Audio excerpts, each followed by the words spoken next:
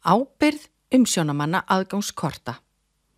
Tilkynna starfslok og skil á aðgangsheimildum og atvinnurekanda ber tafarlaust að tilkynna til passaútgáfu þegar starfsmaður segir upp starfi hjá fyrirtækinu. Einnig ber vinnuveitanda eða starfsmanni að tilkynna til passaútgáfu án tafar aðgangsheimildir sem hafa glatast, verið stolið eða afturkallaðar. Allar tilkynningar skal senda á passar@kefairport.is. Aðgangsheimild þarf einnig að skila ef Isavia biður það, skiptir vinnuveitanda, þörf fyrir aðgang að viðurkenndum svæði breytist, gildistími aðgangsheimilda rennur út eða aðgangsheimild er afturkölluð. Aðgangsheimild ökutækja þarf einnig að skila ef Isavia biður það, þegar ökutækið er ekki lengur notað á haftasvæðinu eða ef aðgangsheimild rennur út.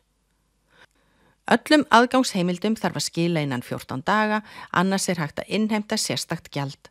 Aðgangsheimildum er hægt að skila á passaútgáfu eða á gátstöðum. Athugið að umsókn fyrir starfsmenn með íslenska kennitölu er að fullu rafræn. Umsókn fyrir starfsfólk sem er ekki með íslenska kennitölu er enn að hluta til á pappír. Hægt er að sjá umsóknarblað og prenta út af heimasíðu Isavia. Mynd af starfsmanni þarf að fylgja umsókn og verður myndi notað í aðgangsheimild umsækjanda.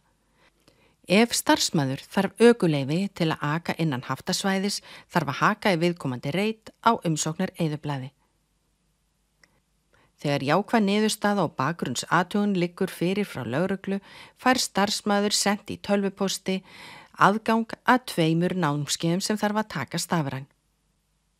Ljúka þarf eftirfarandi námskeiðum, vinnuvernd og flugverndar og öryggisvitund.